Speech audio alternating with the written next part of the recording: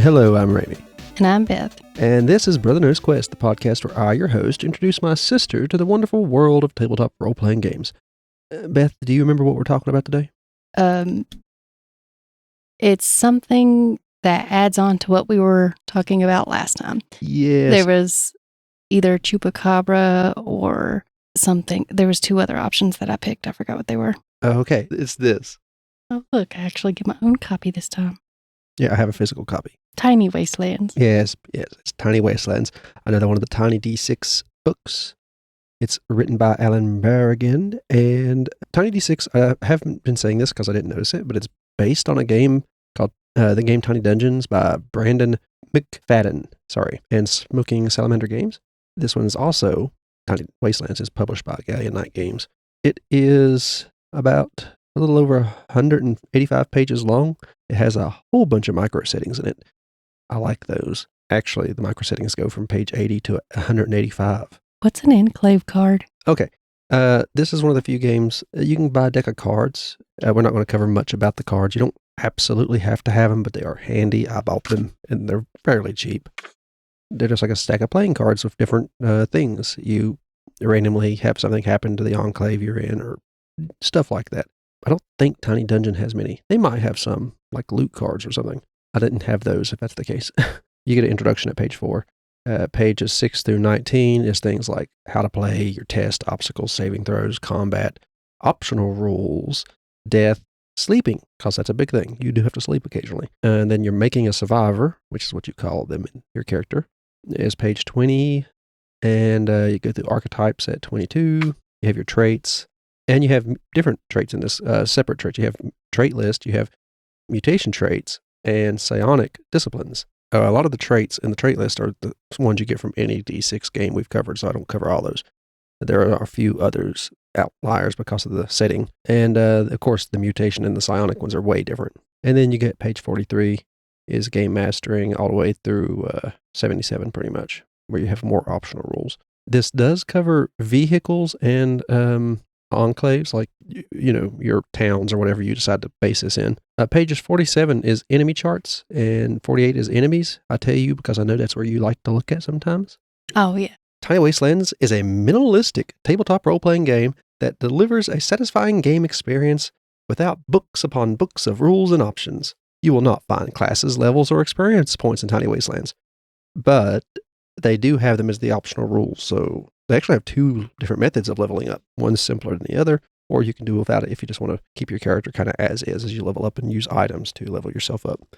In combat, you also have 2 actions, but there is some different actions you could take. Things like suppressing fire. It lets you make an attack at disadvantage every time an enemy enters the area you're suppressing. Of course, you have cover. All enemies attacking from one direction have disadvantage. I was mentioning the advancement and stuff in the optional rules. It has minimalistic advancement. To advance your character with minimalist advancement track, simply gain 1 trait every 3 sessions. A character can never have more than 7 traits, though. Okay. That's fairly easy. And then you have the experience points option. At the end of every session, the GM will award experience. You may buy upgrades of the following costs. 6 experience grants you a permanent increase to your HP of 1. 8 experience grants you a proficient or mastered weapon. And 10 experience, a new trait. I do like that it doesn't give you the 7 trait limit under experience points option, unless they assume you already read that top one and know that you only have 7. I'm not sure, but since it doesn't say, it looks like there's 2 separate options. They are 2 separate options. And one does not say you have a 7 trait limit. So go with you can have as many as you want? I guess so. Like I said, it doesn't say. It's a gap in the rules. I'm sure there's a Reddit somewhere out there where somebody's asked that question. So what exactly are the traits? Traits are like what makes your character different other than the archetype you choose or species, kind of. Since there's mostly humans, I'll cover that in a minute. You could also have mutations and stuff, but traits just make your character different.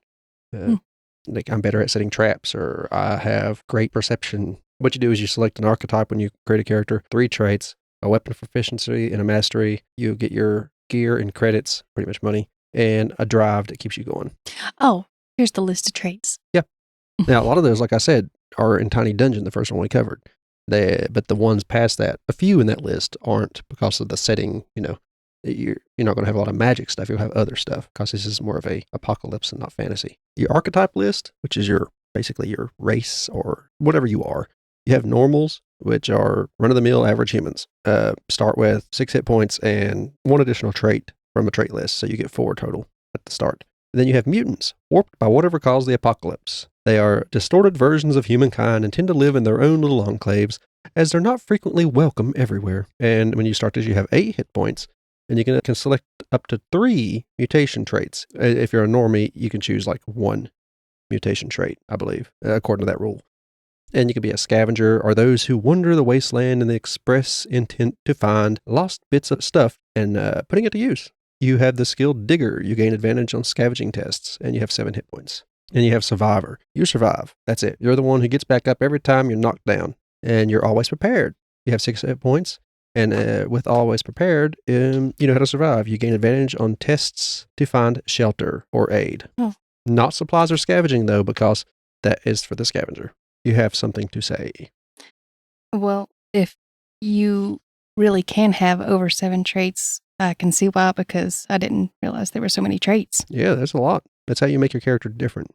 Even after your archetype, you could further make it have more detail. It's a fun game. There's a lot of choice to make, and they're all fairly simple choices. You don't have to go through 5 books to find them, you know? D&D has them scattered everywhere. But of course, that's why some people like it. Pathfinder has even more. Then there's the Wanderer archetype. Wanderers are those who move from place to place throughout the Wastelands, just picking up the pieces as they go. They're unattached, and they have 6 hit points. And with unattached, anytime anyone tries to persuade you, intimidate you, or threaten you, they have disadvantage, because I've seen everything. And here's the one I kind of would like to play as.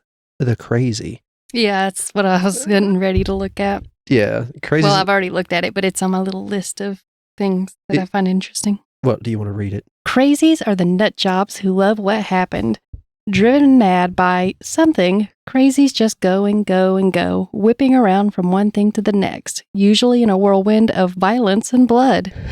Sounds fun. Yeah. Crazies look like anything. They tend to pierce themselves, tattoo up, and engage in all manner of dress that stands out. You'll know a crazy when you see one. Yes, they have 6 hit points, and they start with the insane trait. You are insane. Whenever you would take a risk that would make anyone else pause, you gain advantage on the test. Just, I'll charge over that cliff. I don't care. All the cool kids do it. Yeah. And then you have the Fixer archetype. Fixers are the ones trying to put the pieces back together. They take stuff the scavengers bring, and then they try to use it to better the lives of those around them or to gain power for themselves. Also 6 hit points. And they start with the mechanic trait. Once per day, you can test with disadvantage to add 1 usage rating to a scavenged item. They have an amount of usage because, you know, everything's kind of broken. It's the apocalypse. And this adds 1 to that. Oh, and here's another good one. The Tyrant. Tyrants are the ones who take over the settlements and the enclaves, forcing their will on the people. Warlords and generals, the tyrants are stuck in perpetual war.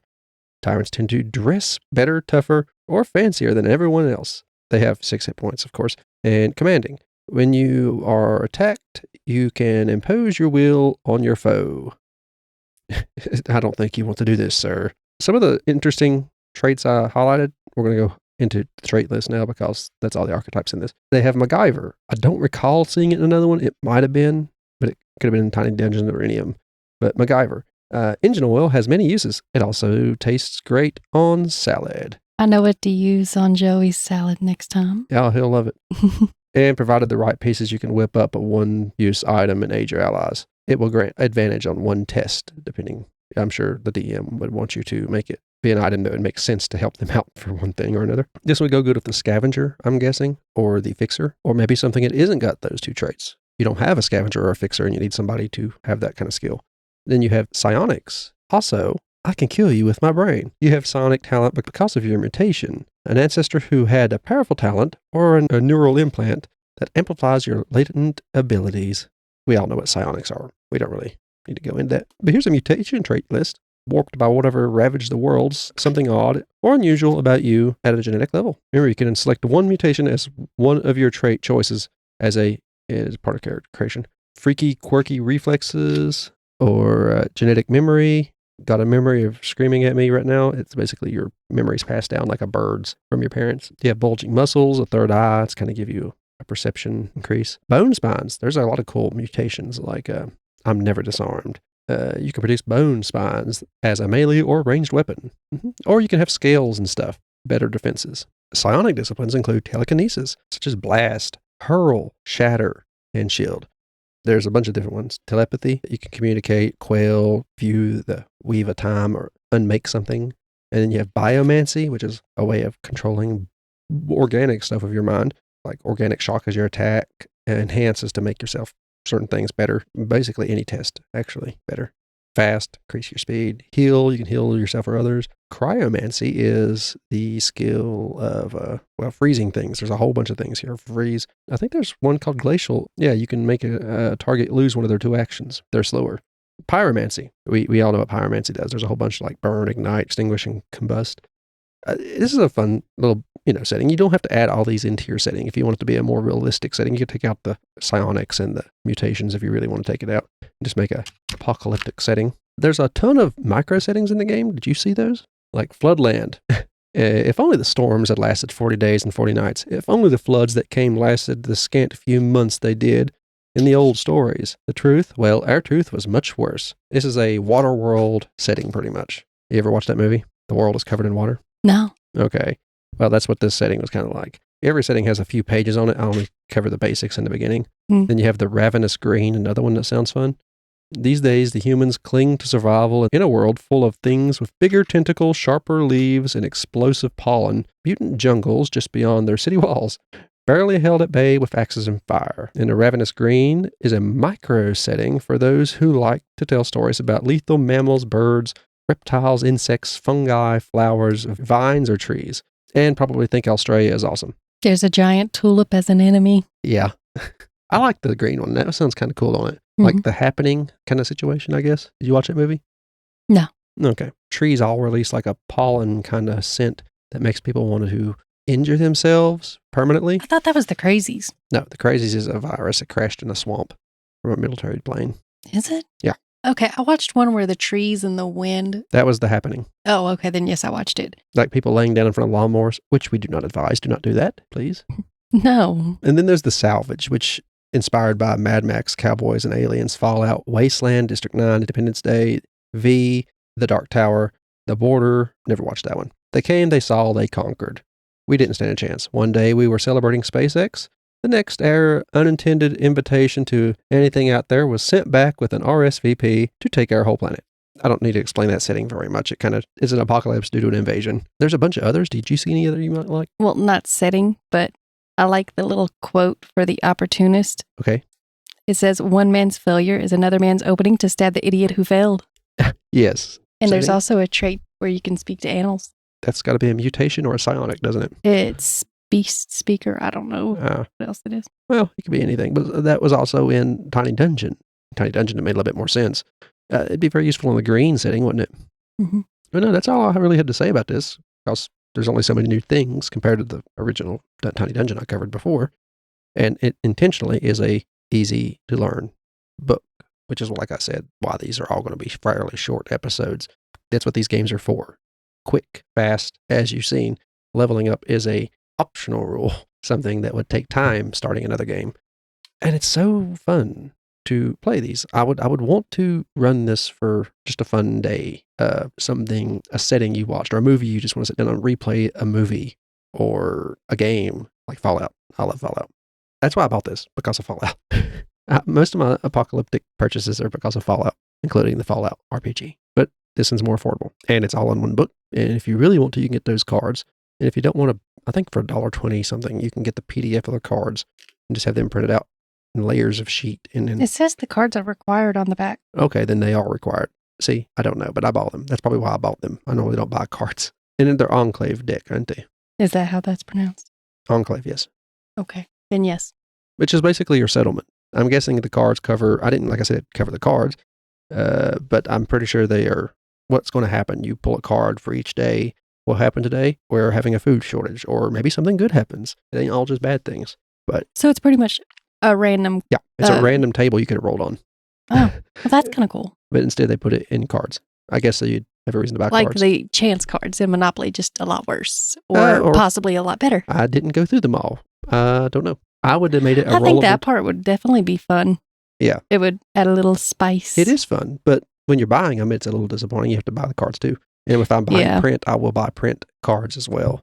Can you make your own cards? I'm pretty sure if the PDF, you can just put them on one big sheet and print out a bunch of them, like a few sheets of cards, and just cut them out and have your own little stack of cards. I'm not 100% sure, but there's a reason they sell the PDF for a reason, I bet. I meant, like, couldn't you just make your own cards? Oh, yeah, why not? Terrible things, good things that can happen. Myself, I would have made it into a rollable table. Just a table, you have a whole list of things that can happen, and you roll a dice to see what happens. Oh, that's a good idea, too. That's how most games do it. I don't know why the cards were made. I don't know why. Maybe they wanted to be different. I like the card thing I like because to it makes think it it's a different. money play, but Well, yes, definitely that, too. But it might not be. I don't know. I don't know these people, so who knows? well, it looks like the cards would have came with it. No, I had to buy them separately, and I bought See, them. I'm pretty sure I feel like that, considering it says it's required and it is a game, it should come with the things to play the game. Because if you buy a board game, the pieces come with the game. Yeah, I think it's the reason. Now that I think about it, it might have been the reason I was reluctant to get it, because it required cards. Oh, well. I will add a link to the book and the cards from Drive Thru RPG into the description of this. They will be affiliate links of sorts. But all it gets us if you buy is a little store credit to buy more stuff with. But it won't charge you anymore. I recommend it, even if the card thing. Some people like cards. The cards, like I said, they do, because normally it's just dice. Mm-hmm. So I think the cards do add, as I said, a little bit of spice. I would rather something different to it. I would rather them have cards like this than a custom set of dice. Because then you can't just use the dice you have, and you have to buy sets of dice for everybody at the table if you don't want to share. I'll have the links to these two in the description. It's worth a peek, if nothing else. Maybe look up some reviews. This isn't a review. This is more of a discussion, a explaining of what it is. A review is where people would talk more about it, about how the mechanics might not work or do work. I think the mechanics in this game are simple and easy to do, and I can't see many flaws with it. Some people, maybe if you want to play a longer form campaign, maybe find another game. But it does have rules for that if you want to do it. What do you think about this? Other than, just the cards. You just talk about the cards. I mean, it seems okay. Well, the cards, they stick out. I would definitely want to play as a crazy, though. Oh, yeah. I might want to play as the... I wonder if the crazies can speak to the animal. Why not? You get to pick so many traits, remember? Oh, yeah. Make a crazy that can speak to animals. Everybody just thinks they're crazy. Anyway... I had a lot of fun talking about this. I don't know, maybe it's just the setting. I like apocalyptic stuff like this. If you like what you heard here, I'll leave a link in the description to a link tree. It will have all of our socials and our main website there as well. The top link, it will take you to where all our other podcasts are. This is part of the Gruesome Gaming Group. And we have Leveling Duo. It's a podcast where my friend Dakota and I talk about video games we really enjoyed. We have Horrific History and Haunting. It's where my sister tells me about everything that's in the title. Weird things in history, odd spooky stuff like that, or just tragedies that happen, tsunamis, other stuff. And then, of course, after that, you have our YouTube channels, Twitch, if you want to watch us play games, and reach out to us. There'll be email in the description as well. Let us know what you think. Tell us, give us an idea, something to cover. Let us know what you have to say. Thank you for listening. I've been Ramey. And I'm Beth. This has been Brother Knows Quest. Bye-bye.